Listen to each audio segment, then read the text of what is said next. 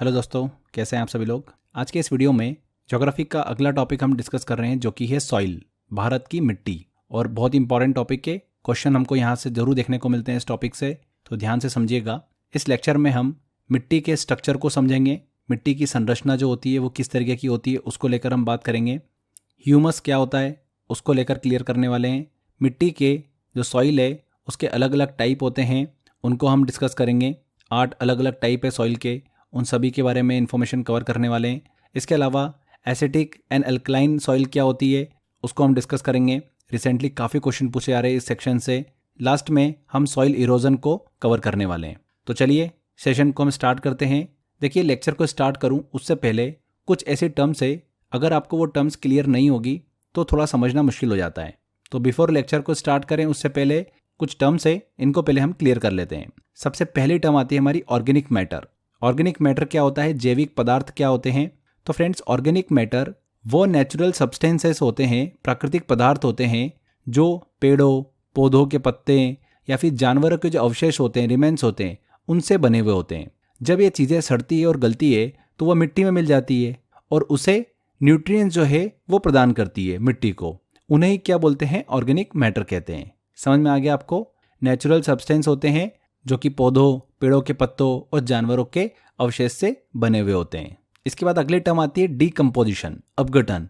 तो डीकम्पोजिशन एक प्रोसेस होती है जिसमें जो अभी हमने ऑर्गेनिक मैटर डिस्कस करे ना, वो ऑर्गेनिक मैटर जैसे कि पौधे और जानवर, वो छोटे जो सूक्ष्म जीव होते हैं, माइक्रो ऑर्गेनिज्म जो होते हैं, उनके द्वारा टूटकर जब वो सिंपल सब्सटेंस में बदल जाते हैं तो इस प्रोसेस को ही क्या बोलते हैं, हम डीकम्पोजिशन कहते हैं। और ये जो प्रक्रिया होती है ये मिट्टी में ह्यूमस बनाने में मदद करती है। अब ह्यूमस क्या होता है वो मैं आगे आपको अभी पढ़ाने वाला हूँ। तो डीकम्पोजिशन का मतलब सिंपल सा इतना होता है कि ऑर्गेनिक मैटर जो अभी हमने डिस्कस करे थे, जैसे कि पौधे या फिर जानवरों के अवशेष जो होते हैं, उनको छोटे सूक्ष्म जीवों के द्वारा टूटकर सरल पदार्थ में बदल जाना, इसी प्रक्रिया को डीकम्पोजिशन कहा जाता है। नेक्स्ट हम बात करते हैं ऑर्गेनिक रिमेन्स की, जैविक अवशेष की। तो ऑर्गेनिक रिमेन्स उन जीवित चीज़ों के बचे हुए हिस्से होते हैं जो मरने के बाद मिट्टी में सड़ते हैं और डिकम्पोज होते हैं, जैसे कि पौधे की जड़ें हो गई, पत्तियां हो गई, जानवरों के शरीर हो गए, है ना। तो ये होते हैं जैविक अवशेष, मतलब ऑर्गेनिक रिमेन्स। नेक्स्ट हम टर्म डिस्कस करते हैं फर्टाइल सॉइल, उपजाऊ मिट्टी। तो उपजाऊ मिट्टी वह मिट्टी होती है जिसमें ह्यूमस की मात्रा ज़्यादा होती है। इस मिट्टी में मॉइस्चर होता है, नमी होती है और न्यूट्रिएंट्स भरपूर होते हैं जो कि पौधे की अच्छी उपज के लिए ज़रूरी होते हैं। तो उसे क्या बोलते हैं, हम फर्टाइल सॉइल बोलते हैं, उपजाऊ मिट्टी बोलते हैं। लास्ट में एक टर्म और है फॉसिल्स, जीवाश्म। तो जीवाश्म फॉसिल्स वे अवशेष होते हैं, वे रिमेन्स जो बहुत पुराने पौधे या जानवरों के होते हैं। जब ये जीव बहुत साल पहले मर जाते हैं तो उनके शरीर के कुछ हिस्से मिट्टी में दब जाते हैं और धीरे धीरे पत्थर जैसे बन जाते हैं। उन्हें ही हम क्या बोलते हैं, फॉसिल्स कहते हैं या जीवाश्म कहते हैं। तो ये टर्म आपको समझ में आ गई होगी। 4-5 टर्म्स हैं, ये थोड़ा क्लियर होना ज़रूरी होती है, नहीं तो मैं आगे आपसे डिस्कस करूंगा, अगर आपको ये थोड़ा सा क्लियर नहीं होगा तो समझना मुश्किल हो जाता है। चलिए अब आगे बढ़ते हैं, टॉपिक को स्टार्ट करते हैं हम। सबसे पहले हम बात करते हैं कि सॉइल जो होती है वो क्या होती है। तो जमीन पर दानेदार कणों की पतली परत जो होती है उसे ही क्या बोला जाता है, सॉइल या फिर मृदा कहा जाता है। स्थल मंडल की सबसे ऊपर की उपजाऊ परत, फर्टाइल लेयर जो होती है वही सॉइल या मृदा कहलाती है। इसका निर्माण जो होता है, फॉर्मेशन, वो अनेक प्रकार के जो मिनरल्स होते हैं, खनिज होते हैं, पौधे, गैसेस, वाटर और जीव जंतुओं के जो अवशेष होते हैं, रिमेन्स होते हैं, उनसे होता है। किसी भी सॉइल के अंदर जितने ज़्यादा जीवाश्म होते हैं, फॉसिल्स होते हैं, उतनी ही मिट्टी जो होती है वो अच्छी उपजाऊ होती है। मिट्टी में देखिए फ्रेंड्स, जीवित प्राणियों के अवशेष जो होते हैं, रिमेन्स ऑफ लिविंग ऑर्गेनिज्म, वो पाए जाते हैं। जब पेड़ पौधे, जानवर और दूसरे जीव जो होते हैं वो मरते हैं तो उनके शरीर धीरे धीरे सड़ गलकर मिट्टी में मिल जाते हैं। इन अवशेषों को कार्बनिक पदार्थ मतलब ऑर्गेनिक मैटर कहते हैं। अभी हमने डिस्कस भी किया था, जो कि मिट्टी की उर्वरता मतलब फर्टिलिटी को बढ़ाते हैं। ठीक है, जो मिट्टी होती है उसमें अलग अलग प्रकार के पार्टिकल जो होते हैं वो पाए जाते हैं। मिट्टी के स्ट्रक्चर को भी डिस्कस कर लेते हैं हम। तो मिट्टी में 4 प्रकार के कण जो है वो हमको देखने को मिलते हैं। पहला होती है क्ले, इसे मृत्तिका भी बोलते हैं हिंदी में, मिट्टी या फिर चिकने कण। मृत्तिका से हिंदी मीडियम वाले स्टूडेंट्स के लिए मृत्तिका जो है ना, एग्जाम में यही वर्ड लिखा हुआ आता है अक्सर, तो इसलिए ध्यान रखिएगा। इसके अलावा सिल्ट होता है जिसे गाद कहते हैं। तीसरा जो पार्टिकल कण देखने को मिलता है वो होता है सैंड, बालू। और चौथा होता है ग्रेवल मतलब बजरी। ये क्या होते हैं, छोटे छोटे कंकड़ पत्थर या फिर पत्थर के टुकड़ों को ही क्या बोला जाता है, ग्रेवल कहा जाता है। तो फ्रेंड्स इन 4 कणों से मिलकर मृदा जो होती है वो बनी हुई होती है। अब अगर हम इन जो पार्टिकल है इनके आकार को डिस्कस करें तो सबसे बड़ा आकार होता है ग्रेवल का, बजरी का, ऑब्वियस सी बात है ये कंकड़ पत्थर होते हैं। उसके बाद आकार होता है बालू का, फिर सिल्ट का नंबर आता है, गाद का नंबर आता है और फिर आखिरी में आता है क्ले का, चिकने कणों का। सबसे छोटा आकार होता है क्ले का, मृतिका का।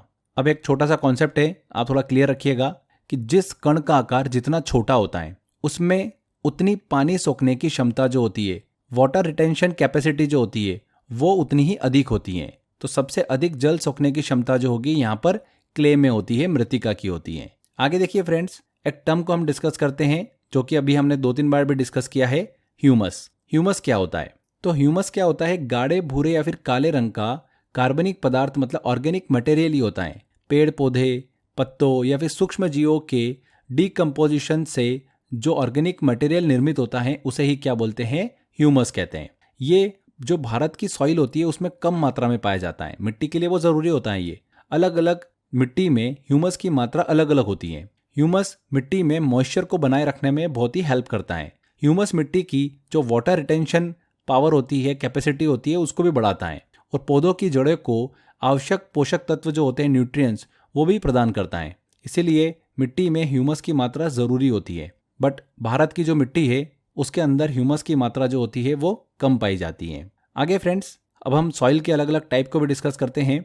तो भारतीय कृषि अनुसंधान परिषद जो है ICAR, उसने मिट्टी को रंग, उनके स्ट्रक्चर, इनके आधार पर 8 अलग अलग भागों में डिवाइड किया है। तो ये 8 अलग अलग मिट्टी जो है वो कौन कौन सी है? सबसे पहली है ऑल्यूवियल सॉइल, मतलब जलोढ़ मिट्टी। दूसरी है ब्लैक सॉइल। तीसरी है हमारी लाल या फिर पीली मिट्टी, रेड या फिर येलो सॉइल। चौथी आती है लेटराइट मिट्टी, लेटराइट सॉइल। पांचवी है हमारी डेजर्ट सॉइल। छठी है हमारी सलीन सॉइल, मतलब लवणीय मिट्टी। सातवीं आती है हमारी पिटी सॉइल, हिंदी में बोला जाता है पिटमय सॉइल, पिटमय मिट्टी। और आखिरी में 8वां है हमारे पास में फॉरेस्ट सॉइल, वन मिट्टी। तो इनको हम एक एक करके डिस्कस करते हैं। क्वेश्चन पूछे जाते हैं। सबसे ज़्यादा काली मिट्टी और जलोढ़ मिट्टी जो है, ऑल्यूवियल सॉइल, उनसे क्वेश्चन एग्जाम में पूछे जाते हैं। तो सबसे पहले हम बात करते हैं जलोढ़ मिट्टी की, ऑल्यूवियल सॉइल की। इस मिट्टी को दोमट मिट्टी के नाम से भी जाना जाता है या फिर कछारी मिट्टी के नाम से भी जाना जाता है। इस मिट्टी का जो सॉइल का निर्माण होता है, फॉर्मेशन जो होता है, वो नदियों और बाढ़ के द्वारा होता है। इस जलोढ़ मिट्टी, दोमट मिट्टी में फ्रेंड्स अलग अलग पार्टिकल्स हमको देखने को मिलते हैं। अभी हमने सॉइल का फॉर्मेशन भी देखा था, स्ट्रक्चर भी देखा था कि कौन कौन से कण पाए जाते हैं उसमें। तो दोमट मिट्टी की बात करें हम, स्पेशली जलोढ़ मिट्टी की बात करें हम, तो इसमें सबसे ज़्यादा मात्रा में होते हैं क्ले और सैंड, मतलब बालू जो होता है, और मृतिका जो होती है वो अधिक मात्रा में पाई जाती है। 40% सैंड होती है, क्ले जो होती है वो भी 40% के आसपास होती है, एंड सिल्ट होती है, गाद होता है 20%। बार बार हम फ्रेंड्स यहाँ पर सिल्ट की बात कर रहे हैं। तो सिल्ट होता क्या है, गाद होता क्या है? ये बारीक रेत होती है, मिट्टी और जो खनिज कण होते हैं उनका मिश्रण होती है, मिक्सचर होती है ये। तो ये समझ में आ गया आपको। एल्यूवियल सॉइल जो है, जलोढ़ मिट्टी, इसका फॉर्मेशन 40% सैंड, 40% क्ले और 20% सिल्ट मतलब गाद से होता है। जलोढ़ मिट्टी की बात करें फ्रेंड्स तो ये भारत की सबसे उपजाऊ मिट्टी है। इसीलिए जलोढ़ मिट्टी को अन्य मिट्टी की तुलना में कम फर्टिलाइजर की आवश्यकता होती है। फर्टिलाइजर क्या होते हैं? वो सब्सटेंस होते हैं, वो पदार्थ होते हैं जो कि मिट्टी की उर्वरकता बढ़ाने के लिए उपयोग किए जाते हैं। ऑल्यूवियल सॉइल की बात करें, जलोढ़ मिट्टी की, तो ये मिट्टी देश के कुल क्षेत्रफल के लगभग 43% भाग को ढके हुए हैं। भारत के सर्वाधिक क्षेत्र पर इसी प्रकार की सॉइल जो है वो पाई जाती है। ये मिट्टी यूपी, उत्तराखंड, पश्चिम बंगाल, बिहार, झारखंड, यहाँ पर गंगा नदी की वजह से पाई जाती हैं। असम में ब्रह्मपुत्र नदी की वजह से ये देखने को मिलती है। कौन सी? जलोढ़ मिट्टी। पंजाब में सिंधु नदी की वजह से, आंध्र प्रदेश में गोदावरी नदी की वजह से और तमिलनाडु में कावेरी नदी की वजह से ये मिट्टी पाई जाती है। आप जैसा कि मैप में देख सकते हैं कि भारत में किन किन क्षेत्र पर जलोढ़ मिट्टी जो है, दोमट मिट्टी, वो पाई जाती है। इस मिट्टी में ध्यान रखिएगा फ्रेंड्स, पोटाश, चूना, फास्फोरिक एसिड की मात्रा प्रचुर मात्रा में होती है। इसी वजह से ये मिट्टी जो है सबसे ज़्यादा उपजाऊ होती है। पर इस मिट्टी में नाइट्रोजन और ह्यूमस की कमी जो है वो देखने को मिलती है। ये मिट्टी धान, मतलब जो चावल की खेती होती है ना, उसके लिए सबसे अच्छी मानी जाती है, जलोढ़ मिट्टी, दोमट मिट्टी। साथ ही इस मिट्टी में गेहूं, गन्ना, कपास, फल, सब्जियों, इनकी भी खेती की जाती है। चावल से रिलेटेड एग्जाम में क्वेश्चन पूछा गया था, इस चीज़ को आप थोड़ा सा नोट डाउन रखिएगा। जो एलुवियल सॉइल होती है, जलोढ़ मिट्टी जो होती है, वो दो प्रकार की होती है। एक होती है नई जलोढ़ मिट्टी और दूसरी होती है पुरानी जलोढ़ मिट्टी। नई जलोढ़ मिट्टी को क्या बोलते हैं? खादर कहते हैं। पुरानी जलोढ़ मिट्टी को क्या बोलते हैं? बांगर कहते हैं। तो खादर और बांगर, इनको भी डिस्कस करते हैं। खादर क्या होता है? खादर जो मिट्टी होती है ये क्या होती है? तो ये इस प्रकार की मिट्टी होती है जो कि नदी के निकट पाई जाती है। बिल्कुल हर साल बाढ़ के कारण मिट्टी की नई परत का जमाव होता रहता है। बारीक गाद की जो सिल्ट होता है उसकी अधिकता के कारण खादर की जल ग्रहण करने की क्षमता जो होती है, वाटर रिटेंशन की जो इसकी कैपेसिटी होती है वो ज़्यादा होती है। और इस प्रकार की मिट्टी में हमेशा उर्वरकता जो होती है वो बनी हुई रहती है। वहीं बांगर की बात करें तो यह मिट्टी नदी बाढ़ प्रभावित क्षेत्रों से दूर पाई जाती है। इस मिट्टी की जो फर्टिलिटी होती है, उर्वरकता जो होती है वो कम होती है। तो खादर बांगर आपको समझ में आ गया होगा कि कौन सी नदी के पास वाली मिट्टी होती है उसको क्या बोला जाता है, और नदी से थोड़ा सा दूर, बाढ़ प्रभावित क्षेत्रों से दूर जो मिट्टी पाई जाती है उसे क्या बोला जाता है। नेक्स्ट मिट्टी का टाइप आता है हमारा काली मिट्टी, ब्लैक सॉइल। बहुत ही इंपॉर्टेंट है, एग्जाम में पूछा जाता है। सबसे पहले तो दिमाग में रख लो कि जो ब्लैक सॉइल होती है इसको कई नामों से जाना जाता है। रेगुर मिट्टी बोलते हैं इसको, कपास की मिट्टी बोलते हैं, कपास की खेती के लिए बहुत ही अच्छी होती है इसीलिए कपास की मिट्टी बोलते हैं इसको। ट्रॉपिकल ब्लैक अर्थ बोलते हैं इसको, लावा मिट्टी भी बोलते हैं इसको, और चेनोर्जम मिट्टी भी कहा जाता है, चेनोर्जम सॉइल भी कहते हैं इसको। तो चलिए आगे बात करते हैं इस मिट्टी के बारे में। इसका जो फॉर्मेशन होता है वो ज्वालामुखी विस्फोट से निकलने वाला जो लावा होता है, जब वो जम जाता है, मतलब चट्टानों में बदल जाता है, तब इन जो बेसाल्ट लावे की चट्टानें होती है उसके टूट फूट से इस तरीके की मिट्टी का फॉर्मेशन होता है, इसीलिए इसे लावा मिट्टी भी कहते हैं। ठीक है। काली मिट्टी का जो काला रंग होता है ना, वो मैग्नेटाइट, टिटेनीफेरस और सिलिकेट की उपस्थिति के कारण होता है। किसके कारण होता है? मैग्नेटाइट, टिटेनीफेरस और सिलिकेट की उपस्थिति के कारण होता है। ये मिट्टी दक्कन ट्रैप जो है उसके ऊपरी वाले भाग में विशेष रूप से गुजरात, महाराष्ट्र, मध्य प्रदेश, छत्तीसगढ़ में पाई जाती है। ये मिट्टी कर्नाटक में भी पाई जाती है। ध्यान रखिएगा, काली मिट्टी सबसे ज़्यादा महाराष्ट्र में पाई जाती है। कहाँ पर? महाराष्ट्र में। जो दक्कन प्लेट्यू है उसके अलावा मालवा जो प्लेट्यू है उसमें भी काली मिट्टी अधिकता में पाई जाती है।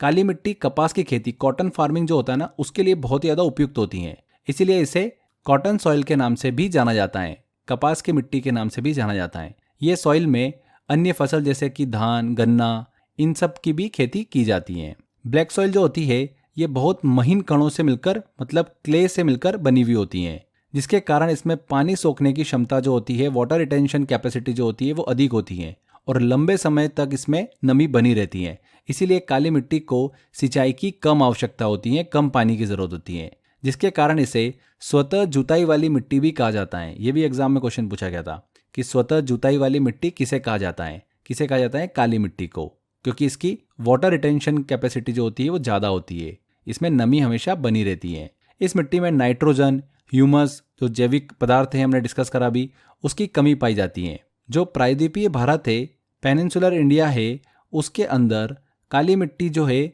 वो सबसे ज़्यादा मात्रा में पाई जाती है। तो ये हमने ब्लैक सॉइल को अच्छे से डिस्कस किया। आगे अब बात करते हैं हम रेड एंड येलो सॉइल की, लाल और पीली मिट्टी की। तो फ्रेंड्स, इस मिट्टी का जो फॉर्मेशन है वो मेटामॉर्फिक रॉक के टूट फूट से होता है, कायंत्रिक शैल जो होती है उनकी टूट फूट से होता है। अब आपके दिमाग में डाउट आ रहा होगा कि मेटामॉर्फिक रॉक्स क्या होती है, तो थोड़ा सा एक बार रॉक साइकिल हम समझ लेते हैं, जिससे कि आगे आपको समझना आसान हो जाएगा। देखिए फ्रेंड्स, ये रॉक साइकिल है। यहाँ पर जैसा कि हम देख सकते हैं कि जमीन के अंदर का जो मैग्मा होता है, ये पिघला हुआ पत्थर या लावा होता है जो पृथ्वी के भीतर हमको देखने को मिलता है। जब मैग्मा ठंडा होकर जम जाता है तो ये आग्नेय चट्टानें, मतलब इग्नियस रॉक्स का निर्माण करता है, फॉर्मेशन करता है। इग्नियस शेल जो होती है, जब मैग्मा ठंडा होकर ठोस रूप ले लेता है तो इसे आग्नेय चट्टानें कहते हैं। सबसे पहली चट्टान ये मानी जाती है और बाकी चट्टानों का निर्माण इन्हीं से देखने को मिलता है, इग्नियस शेल से ही। समय समय के साथ क्या होता है, ये जो आग्नेय चट्टानें होती है, इग्नियस शेल जो होती है, ये चट्टानें टूट फूट कर सेडिमेंट्स में बदल जाती है, मतलब अवसाद में बदल जाती हैं, और यही अवसाद सेडिमेंट्स दबाव और समय के साथ जमकर अवसादी चट्टानें, मतलब सेडिमेंट्री शेल में कन्वर्ट हो जाती हैं। अब जब ये अवसादी चट्टानें जो होती है या फिर आग्नेय चट्टानें जो होती है, ये अत्यधिक दबाव, मतलब प्रेशर और टेम्परेचर के संपर्क में आती है तो इनका रूप बदल जाता है और ये कायंत्रिक चट्टानें, मतलब मेटामॉर्फिक रॉक्स में बदल जाती हैं। ये जो कायंत्रिक चट्टानें होती है, मेटामॉर्फिक रॉक्स होती है, ये अत्यधिक तापमान पर फिर से पिघल जाती हैं और मैग्मा का हिस्सा बन सकती हैं, जिससे ये जो रॉक साइकिल का चक्र है ये फिर से शुरू हो जाता है। तो आपको समझ में आया होगा किस तरीके की चट्टानों का फॉर्मेशन होता है। इग्नियस शेल, सेडिमेंट्री शेल और मेटामॉर्फिक शेल को हमने अच्छे से डिस्कस किया है। तो जो अभी हम बात कर रहे हैं ना, रेड एंड येलो सॉइल का जो निर्माण होता है वो मेटामॉर्फिक शेल मतलब मेटामॉर्फिक रॉक से ही हमको देखने को मिलता है, उनकी टूट फूट से। इस प्रकार की जो सॉइल होती है उसमें आयरन और सिलिका की मात्रा ज़्यादा होती है। फेरिक ऑक्साइड जो होता है उसकी उपस्थिति के कारण ही इसका रंग जो होता है वो लाल होता है। लाल मिट्टी जो होती है रेड सॉइल, ये दक्कन प्लेट्यू के पूर्व और दक्षिण में पाई जाती हैं। ईस्ट एंड साउथ में हमको देखने को मिलती है। छत्तीसगढ़, ओडिशा, कर्नाटक, आंध्र प्रदेश, तमिलनाडु, झारखंड और नागालैंड में ये सॉइल जो है प्रमुख रूप से पाई जाती हैं। ये भारत में दूसरी सबसे ज़्यादा पाई जाने वाली मिट्टी है। इससे पहले हमने डिस्कस किया था जलोढ़ मिट्टी, दोमट मिट्टी, वो सबसे ज़्यादा मात्रा में पाई जाती है। सेकंड नंबर पे कौन सी आती है? लाल और पीली मिट्टी आती है। सबसे ज़्यादा ये मिट्टी जो है तमिलनाडु और आंध्र प्रदेश में पाई जाती है। ये मिट्टी जो है सूखने पर पीले रंग की हो जाती है, इसी वजह से इसे पीली मिट्टी भी कहते हैं। इस मिट्टी में नाइट्रोजन और ह्यूमस की मात्रा कम होती है। ये प्रायः बंजर भूमि के रूप में हमको देखने को मिलती है। ये मिट्टी बजरी युक्त होती हैं, बलुई होती हैं और छिद्र युक्त होती हैं। इसीलिए ये मिट्टी जो होती है बाजरे की खेती के लिए बहुत ही उपयुक्त होती है। कौन सी मिट्टी? लाल और पीली मिट्टी। ये मिट्टी आलू और फलों के लिए भी बहुत ही उपयुक्त मानी जाती हैं। इस मिट्टी में गन्ना, मूंगफली, तंबाकू, चावल, इन सब फसलों की खेती जो है वो की जाती है। नेक्स्ट अब हम बात करते हैं, अगली सॉइल आती है हमारी लेटराइट सॉइल। इसे मखरली मिट्टी के नाम से भी जाना जाता है। लेटराइट मिट्टी जो होती है ये हाई टेम्परेचर और अत्यधिक वर्षा वाले क्षेत्रों में विकसित होती है। ध्यान रखिएगा, अक्सर इस मिट्टी का निर्माण जो है वो लीचिंग के कारण होता है। लीचिंग एक प्रक्रिया होती है जिसमें मिट्टी या फिर चट्टान की ऊपरी सतह से जल द्वारा घुलकर खनिज और पोषक तत्व जो होते हैं ये नीचे की तरफ गहराई में चले जाते हैं। ये जो प्रक्रिया होती है, लीचिंग की जो प्रक्रिया होती है, ये उन क्षेत्रों में हमको देखने को मिलती है जहाँ पर अत्यधिक वर्षा मतलब बारिश होती है और तापमान जो होता है वो उच्च होता है, टेम्परेचर हाई होता है। इस लीचिंग प्रक्रिया के कारण मिट्टी की जो फर्टिलिटी होती है, उर्वरता होती है, वो बहुत ही कम हो जाती है, क्योंकि ऊपर की सतह से आवश्यक तत्व जो होते हैं जैसे कैल्शियम हो गए, पोटेशियम हो गए, मैग्नीशियम हो गए, ये घुलकर बाहर चले जाते हैं, मतलब नीचे चले जाते हैं। ये जो लेटराइट मिट्टी होती है ये मिट्टी गीली होने पर दही की तरह लिपलिपी और सूख जाने पर ईंट की तरह कठोर हो जाती है।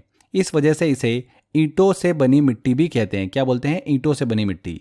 लेटराइट मिट्टी में लोह ऑक्साइड और एल्यूमिनियम की मात्रा भरपूर होती है और लोह ऑक्साइड की उपस्थिति के कारण इसका रंग जो होता है वो हल्का लाल रंग का होता है। इस मिट्टी में चूना, नाइट्रोजन, ह्यूमस इन सब की कमी होती है, क्योंकि ज़्यादातर वर्षा के कारण ह्यूमस जल में ही घुल के मिट्टी की निचली परतों में चला जाता है। ये मिट्टी मुख्यतः कर्क रेखा और मकर रेखा के बीच स्थित जो राज्य होते हैं वहाँ पर ज़्यादा पाई जाती हैं, जैसे कि कर्नाटक, केरल, तमिलनाडु, महाराष्ट्र, ओडिशा, पश्चिम बंगाल और पूर्वोत्तर में मेघालय में। यहाँ पर लेटराइट मिट्टी जो है वो पाई जाती है। ये जो लेटराइट मिट्टी होती है इसमें कंकड़ पत्थर जो होते हैं वो हमको ज़्यादा देखने को मिलते हैं और बहुत ही कम उपजाऊ होती है ये मिट्टी। क्यों होती है? अभी हमने डिस्कस भी किया था, लीचिंग प्रोसेस की वजह से, क्योंकि पानी जो है उपजाऊ मिट्टी को अपने साथ बहकर ले जाता है और इसमें कंकड़ पत्थर जो है वो रह जाते हैं, इसीलिए मिट्टी जो होती है वो कम उपजाऊ होती है। लेटराइट मिट्टी का यूज़ जो है ना वो भवन निर्माण में किया जाता है। इसके बाद आगे बढ़ते हैं, अब बात करते हैं हम सलीन सॉइल की, लवणीय मिट्टी की। तो जब मिट्टी में नमक की मात्रा बढ़ जाती है तो वो मिट्टी कैसी हो जाती है? लवणीय हो जाती है, सलीन हो जाती है। मिट्टी में नमक की मात्रा खराब अपवाह तंत्र जो ड्रेनेज सिस्टम होता है और एरिड क्लाइमेट होता है उसकी वजह से हमको देखने को मिलता है। लवणीय मिट्टी को रेह, ऊसर और कलर मिट्टी के नाम से भी जाना जाता है। यहाँ पर हमने फ्रेंड्स एरिड क्लाइमेट की बात करी तो शुष्क जलवायु से बोला जाता है हिंदी में। इसका मतलब ये है कि उस क्षेत्र से है जहाँ पर साल भर में 250 मिलीमीटर से भी कम वर्षा होती है। ठीक है, लवणीय मिट्टी की बात करें, सलीन सॉइल की बात करें तो इसमें सोडियम, कैल्शियम, पोटेशियम, मैग्नीशियम इनकी मात्रा अधिक होती है। इसी वजह से ये मिट्टी जो है वो लवणीय हो जाती है। वैसे तो ये मिट्टी लगभग हर राज्य में पाई जाती है, लेकिन भारत में सबसे ज़्यादा लवणीय मिट्टी जो है वो गुजरात में पाई जाती है। सभी प्रकार के अनाज की इसमें खेती की जाती है। ये मिट्टी गुजरात, महाराष्ट्र, उत्तर प्रदेश और बिहार में भी पाई जाती है। ठीक है, इसके बाद हम बात करते हैं एरिड सॉइल की, शुष्क मृदा। तो इस सॉइल का जो रंग होता है वो लाल रंग का होता है। ये मिट्टी बहुत ही कम वर्षा वाले क्षेत्रों में पाई जाती है, जहाँ पर वर्षा की कमी और वेपराइजेशन जो प्रोसेस होती है वो ज़्यादा देखने को मिलती है। इस तरीके की मिट्टी जो होती है वहाँ पर रेनफॉल कम होता है, वाष्पीकरण मतलब वेपराइजेशन ज़्यादा होता है, तो पानी की कमी जो है वो हमको देखने को मिलती है इस तरीके की मिट्टी में। तो इस कारण से इसका जो तना होता है वो पत्ती बन जाता है और पत्तियां जो होती है वो कांटे बन जाते हैं। ये जो सॉइल है ये दिखने में बलुई और प्रकृति में बिल्कुल लवणीय होती हैं, सैलिनिटी होती हैं। इसमें नमक की मात्रा बहुत अधिक पाई जाती है, साथ ही में ह्यूमस और नमी की कमी देखने को मिलती है। इस मिट्टी में कैल्शियम अधिक होता है, जिस वजह से यहाँ पर अनाज की खेती जो है वो देखने को मिलती है, जैसे कि चना, बाजरा, ज्वार, गेहूँ, इनकी खेती जो है वो अधिक होती है। ये मिट्टी राजस्थान, गुजरात, पंजाब, हरियाणा यहाँ पर हमको देखने को मिलती है। इसके बाद हम बात करते हैं माउंटेन सॉइल की। तो हिमालयी पर्वतीय क्षेत्रों में इस तरीके की सॉइल जो है वो देखने को मिलती है। पर्वतीय मिट्टी जो होती है उसमें कंकड़ और पत्थर की मात्रा बहुत अधिक होती है। ये मिट्टी कम टेम्परेचर वाले स्थानों पर पाई जाती है, जिस वजह से सिलिका टूट नहीं पाता है और सिलिका की मात्रा अधिक हो जाती है। इसी वजह से ये मिट्टी जो होती है वो एसिडिक हो जाती है, अम्लीय हो जाती है। पर्वतीय मिट्टी में भी पोटाश, फास्फोरस और चूने की कमी जो है वो देखने को मिलती है। पहाड़ी क्षेत्रों में खासकर बागवानी कृषि जैसे कि चाय अधिक मात्रा में देखने को मिलती है। इन्हीं पहाड़ी क्षेत्रों में झूम खेती भी बहुत ज़्यादा प्रचलित है। झूम खेती मतलब बन फार्मिंग सबसे ज़्यादा नागालैंड में देखिए की जाती है झूम खेती। झूम खेती को शिफ्टिंग कल्टीवेशन भी कहते हैं। देखिए क्या होता है इसको भी समझते हैं। झूम खेती एक प्रकार की पारंपरिक खेती है जिसमें किसान किसी जंगल या फिर घास वाले क्षेत्र में पेड़ पौधों को जलाकर या फिर काटकर खेती करते हैं। कुछ समय तक उस क्षेत्र में खेती की जाती है और जब मिट्टी की उर्वरकता जो होती है, फर्टिलिटी, वो कम हो जाती है तो किसान उस जगह को छोड़कर किसी दूसरे स्थान पर खेती करने चले जाते हैं। किसान एक जगह से दूसरी जगह पर खेती करने के बाद जब पहली जगह की मिट्टी फिर से वापस से फर्टाइल हो जाती है, उपजाऊ हो जाती है, तो वे उस जगह पर वापस लौटकर फिर से खेती करते हैं और ये प्रक्रिया समय के साथ लगातार चलती रहती है। मिट्टी को उपजाऊ बनाने के लिए कुछ साल यहाँ पर छोड़ना पड़ता है और फिर किसान वहाँ पर दोबारा आकर खेती करते हैं। इसीलिए इसे क्या बोलते हैं, शिफ्टिंग कल्टीवेशन कहते हैं, झूम खेती कहते हैं। आई होप आपको समझ में आ गया होगा झूम खेती किसे कहा जाता है। क्वेश्चन पूछा जाता है इससे रिलेटेड भी, इसलिए ध्यान रखिएगा। आगे बात करते हैं पर्वतीय क्षेत्रों में। ध्यान रखिएगा सबसे ज़्यादा बागान फसल जो होती है उनका उत्पादन होता है, जैसे कि चाय, कॉफ़ी, फूल, फल, इन सब का उत्पादन हमको देखने को मिलता है। माउंटेन सॉइल जो है ये निम्न क्षेत्र में पाई जाती है, जैसे कि जम्मू कश्मीर, हिमाचल प्रदेश, उत्तराखंड, सिक्किम, अरुणाचल प्रदेश, केरल और तमिलनाडु। इन क्षेत्रों में ये मिट्टी हमको देखने को मिलती है। इसके बाद हम बात करते हैं पिटमय सॉइल की, पिटी सॉइल की। तो इसे दलदली मिट्टी भी कहते हैं और ऑर्गेनिक सॉइल भी कहा जाता है। ये सॉइल जो होती है भरी बारिश और बहुत ही ह्यूमिडिटी वाले क्षेत्रों में पाई जाती हैं। इस सॉइल में जैव पदार्थों की अधिकता होती है, जो ऑर्गेनिक मटेरियल्स होते हैं उनकी अधिकता पाई जाती है। मिट्टी में ह्यूमस और जैव तत्व जो होते हैं वो पर्याप्त मात्रा में उपस्थित होते हैं। ये मिट्टी गाढ़े काले रंग की हमको दिखाई देती हैं। भारत में दलदली मिट्टी का क्षेत्र जो है वो केरल, उत्तराखंड और पश्चिम बंगाल में देखने को मिलता है। ये सॉइल का सबसे बड़ा गुण है कि इसमें जीवाश्म की प्रचुरता होती है। इसी कारण से इसे जैव मृदा भी कहा जाता है। इस मिट्टी में धान, जूट, मखाने, मक्का, इन सब की खेती जो है वो की जाती है, इन सब की फसल होती है। तो पीटी सॉइल समझ में आया आपको, पिटमय सॉइल, इसे दलदली मिट्टी भी कहा जाता है। तो ये भारत में अलग अलग टाइप की जो सॉइल है उनको हमने डिस्कस किया। कुछ इंपॉर्टेंट पॉइंट डिस्कस करते हैं हम एग्जाम पॉइंट ऑफ व्यू से रिलेटेड। देखिए देश में अगर हम मिट्टी के विस्तार का क्रम देखें तो सबसे ज़्यादा जलोढ़ मिट्टी जो है वो देखने को मिलती है। ऑल्यूवियल सॉइल 15 लाख वर्ग किलोमीटर पर जलोढ़ मिट्टी जो है वो पाई जाती है। उसके बाद लाल एंड पीली मिट्टी जो है वो सेकंड नंबर पर पाई जाती है, लगभग 6.5 लाख वर्ग किलोमीटर पर। तीसरे नंबर पर काली मिट्टी और चौथे नंबर पर लेटराइट मिट्टी। भारत में सभी मिट्टियों में जैविक पदार्थों की कमी पाई जाती है, पर काली मिट्टी में कुछ मात्रा में जैविक पदार्थ जो होते हैं वो उपस्थित होते हैं। ठीक है, अगला इंपॉर्टेंट पॉइंट आता है हमारा, देखिए एसिडिक एंड अल्कलाइन सॉइल। तो फ्रेंड्स जो सामान्य भूमि होती है उसका पीएच मान कितना होता है, 6 से 7 होता है और सामान्यतः फसलें जो होती है वो इसी पीएच वैल्यू में उगती हैं। पीएच मान जो होता है ये बताता है कि जो मिश्रण है वो कितना अम्लीय है या फिर कितना क्षारीय है, कितना एसिडिक है या फिर कितना अल्कलाइन है। ठीक है, पीएच मान ये बताता है। तो कोई भी सॉइल एसिडिक सॉइल होगी, मतलब अम्लीय मिट्टी होगी, जब उसकी पीएच वैल्यू 7.2 पीएच वैल्यू से कम होगी तो वो मिट्टी कैसी होगी, अम्लीय होगी। कोई भी सॉइल अल्कलाइन नेचर की होगी, क्षारीय मिट्टी होगी, जब उसकी पीएच वैल्यू जो होगी वो ज़्यादा होगी 7.2 पीएच वैल्यू से। ठीक है, या फिर 7 से। 7 जो होता है उसको हम न्यूट्रल कंसिडर करके चलते हैं। तो एसिडिक सॉइल जो होती है वो कहाँ पर पाई जाती है, जहाँ पर अधिक वर्षा जो है वो हमको देखने को मिलती है। ज़्यादा वर्षा वाले स्थानों पर अम्लीय मिट्टी पाई जाती है। और क्षारीय मिट्टी जो होती है वो कम वर्षा वाले स्थानों पर पाई जाती है। कोई भी फसल होती है ना, उसके लिए अधिक अम्लीय मतलब एसिडिक और अधिक अल्कलाइन जो मिट्टी होती है, सॉइल होती है, वो ठीक नहीं होती है। मतलब न्यूट्रल होना चाहिए सॉइल। अभी हमने डिस्कस भी किया था, जो सामान्य भूमि का पीएच वैल्यू होता है वो 6-7 होता है और सामान्यतः फसलें जो होती है वो इसी पीएच वैल्यू में उगती है।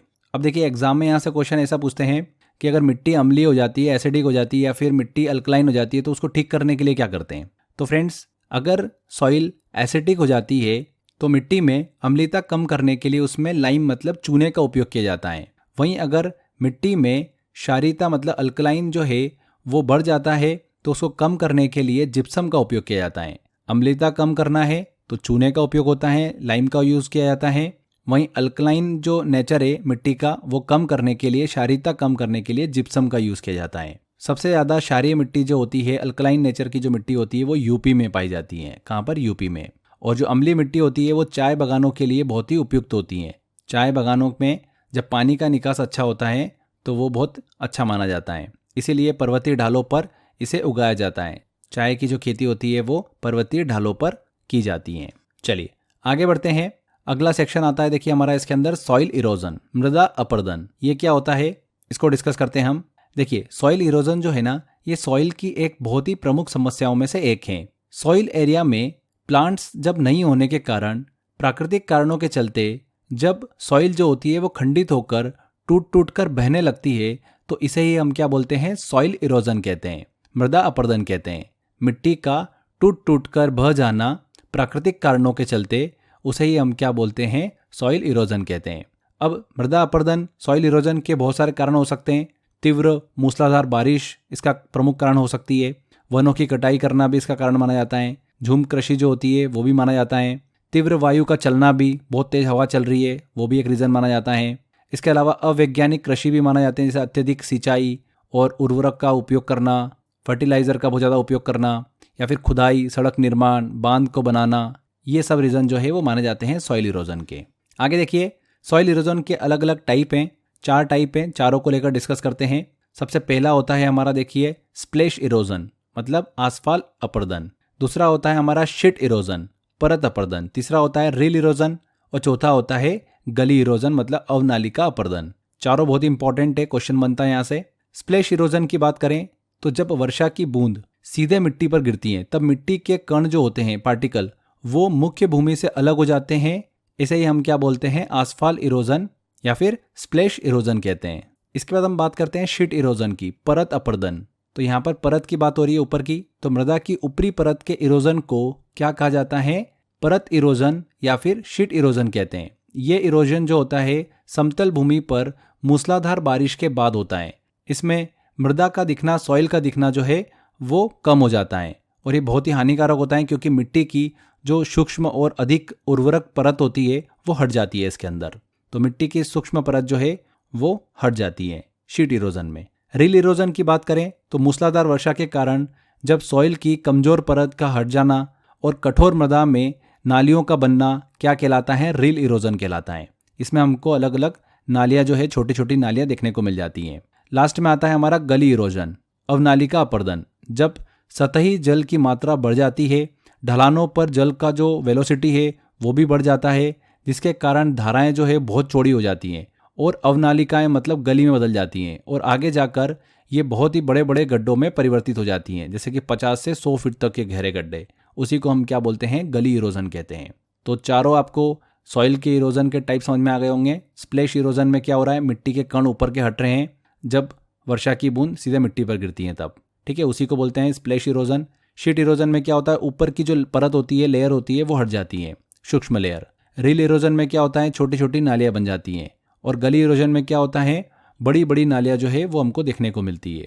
50 से 100 फीट तक के गहरे गड्ढे हमको यहाँ पर देखने को मिलते हैं। गली इरोजन जो है, ध्यान रखिएगा, चंबल घाटी क्षेत्र में गड्ढों का निर्माण जो है वो अवनालिका अपरदन के कारण ही हुआ है, गली इरोजन के कारण ही हुआ है। ऐसी भूमि कृषि योग्य बिल्कुल भी नहीं होती है। सबसे ज़्यादा ध्यान रखिएगा, मध्य प्रदेश के मुरैना जिले में चंबल और अन्य नदियों के अवनालिका अपरदन के कारण जो है भूमि बंजर हो गई है, ये गली इरोजन के कारण ही। सॉइल इरोजन की देखिए प्रतिक्रियाओं का अगर क्रम डिस्कस करें हम, तो सबसे पहले स्प्लैश इरोजन होता है, उसके बाद में शीट इरोजन, फिर रील इरोजन और फिर होता है गली इरोजन। तो ये क्रम है इसका। बात करें कि मृदा को संरक्षित रखने के लिए क्या करना चाहिए। तो भारत में मृदा अपरदन मतलब सॉइल इरोजन को कम करने के लिए कुछ उपाय जो है वो किए जाते हैं, जैसे कि वृक्षारोपण, पेड़ पौधे लगाना, बाढ़ को कंट्रोल करना, बांधों का निर्माण करना, पशुचारण को नियंत्रित करना, फसल जो होती है उसकी अदला बदली करके उनको उगाना, झूम कृषि को भी कंट्रोल करना। ये सभी जो है मृदा संरक्षण के कुछ उपाय हैं। आगे एक बहुत ही इंपॉर्टेंट पॉइंट ध्यान रखिएगा, दलहनी फसलें जो होती है वो नाइट्रोजन स्थलीकरण में भरपूर मदद करती हैं। चना, मूंग, अरहर, सोयाबीन, मूंगफली, मटर और उड़द, तो ये जो फसलें हैं ये नाइट्रोजन फिक्सेशन में बहुत ही हेल्प करती है, मदद करती हैं। इन फसल से मिट्टी में उर्वरक क्षमता जो है वो भी बनी रहती है। यहाँ पर हमने बात करी नाइट्रोजन फिक्सेशन की, तो इसको भी समझ लेते हैं, नाइट्रोजन स्थलीकरण प्रक्रिया। तो प्रकृति में कुछ ऐसे सूक्ष्म जीव पाए जाते हैं जो वातावरण से सीधे नाइट्रोजन को ग्रहण करते हैं और उसका रूपांतरण उपयुक्त जैविक यौगिक में करते हैं। इस प्रक्रिया को ही क्या बोलते हैं, नाइट्रोजन फिक्सेशन कहते हैं। सिंपल शब्दों में समझें तो ये वो प्रक्रिया होती है जिसमें एटमॉस्फेयर में मौजूद नाइट्रोजन को जैविक रूप से सक्रिय नाइट्रोजन यौगिकों में जैसे कि अमोनिया में परिवर्तित किया जाता है। पौधे इस सक्रिय नाइट्रोजन को आसानी से अवशोषित कर सकते हैं और इसे अपनी वृद्धि के लिए उपयोग कर सकते हैं। इसी को क्या बोलते हैं, नाइट्रोजन फिक्सेशन कहते हैं। हमारे एटमॉस्फेयर में लगभग 78% नाइट्रोजन है, सबसे ज़्यादा मात्रा में नाइट्रोजन ही है, लेकिन पौधे इसे सीधे उपयोग नहीं कर सकते क्योंकि यह मौलिक नाइट्रोजन मतलब N2 रूप में नहीं होती है। पौधे जो है वो N2 के फॉर्म में ही नाइट्रोजन को ले सकते हैं, इसीलिए नाइट्रोजन फिक्सेशन की ज़रूरत होती है। और ये नाइट्रोजन फिक्सेशन प्रोसेस जो होती है ना, ये बैक्टीरिया के द्वारा की जाती है, जैसे कि राइजोबियम। ये बैक्टीरिया पौधों की जड़ों में पाया जाता है और पौधों के लिए नाइट्रोजन को उपलब्ध कराता है। तो फ्रेंड्स, समझ में आया आपको? यहाँ पर हमारा ये टॉपिक कंप्लीट होता है सॉइल वाला। हमने अच्छे से समझा, हर एक छोटे छोटे सेक्शन को अच्छे से क्लियर करा है। चलिए अब बारी है कुछ क्वेश्चन लगाने की। आपको आइडिया लगेगा कि इस टॉपिक से कैसे क्वेश्चन एग्जाम के अंदर पूछे जाते हैं। देखिए, पहला क्वेश्चन है, लेटराइट मिट्टी के संदर्भ में निम्नलिखित में से कौन सा कथन सही नहीं है। पहला पॉइंट है, तमिलनाडु, आंध्र प्रदेश और केरल में काजू जैसे वृक्षों वाली फसलों के लिए लाल लेटराइट मिट्टी अधिक उपयुक्त होती है। तो बिल्कुल सही है, लेटराइट मिट्टी का यूज़ जो है वो काजू जैसे वृक्षों वाली फसलों के लिए किया जाता है। इसमें सामान्यतः ह्यूमस काफ़ी मात्रा में होता है, ये पॉइंट बिल्कुल गलत है। लेटराइट मिट्टी में ह्यूमस की मात्रा बहुत ही कम होती है। ये मिट्टी चाय और कॉफ़ी उगाने के लिए उपयुक्त होती है, बिल्कुल सही। लेटराइट मिट्टी उच्च तापमान और भारी वर्षा के क्षेत्रों में विकसित होती हैं, ये पॉइंट भी बिल्कुल सही है। तो यहाँ पर बी वाला कथन जो होगा वो सही नहीं है। अगला क्वेश्चन है, भारत के उत्तरी मैदान किस मिट्टी के बने हैं। तो भारत के जो नॉर्थर्न प्लेन्स हैं वो किस मिट्टी के बने हुए हैं, ऑल्यूवियल सॉइल के बने हुए हैं, जलोढ़ मिट्टी के बने हुए हैं, दोमट मिट्टी के। ये आंसर। लावा पठार में किस प्रकार की मिट्टी की प्रचुरता होती है। तो जो लावा प्लेट्यूज हैं उसमें किस प्रकार की मिट्टी की प्रचुरता होती है, ब्लैक सॉइल की। ब्लैक सॉइल को लावा सॉइल के रूप में भी जाना जाता है। क्यों जाना जाता है ये मैंने आपको अभी बताया भी था। नेक्स्ट क्वेश्चन है, निम्नलिखित में से कौन सी मिट्टी, कौन सी सॉइल भारी वर्षा और उच्च आर्द्रता मतलब ह्यूमिडिटी वाले क्षेत्रों में पाई जाती हैं। तो heavy rainfall and high humidity वाले क्षेत्रों में पाई जाती हैं पिट सॉइल। पिट सॉइल जो है वो पाई जाती है सबसे ज़्यादा बारिश वाले स्थानों पर, इसे दलदली मिट्टी भी बोलते हैं। तो देखिए कितने आसानी सारे क्वेश्चन बन गए। ऐसे ही क्वेश्चन मैंने आपको टेस्ट वाले सेक्शन में भी दे रखे हैं, और भी क्वेश्चन दिए हैं, थोड़े से टफ क्वेश्चन भी दिए मैंने आपको, क्योंकि इस टॉपिक से क्वेश्चन जो है थोड़े से हार्ड ही पूछे जाते हैं। तो अच्छे से टेस्ट की प्रैक्टिस करिए, बार बार टेस्ट लगाते रहिए, इस टॉपिक से क्वेश्चन आएगा आप 100% बिल्कुल सही करके आओगे। तो फ्रेंड्स, आज के बस इस वीडियो में इतना ही। मेहनत करते रहिए, 100% आपको सफलता मिलेगी। Thank you.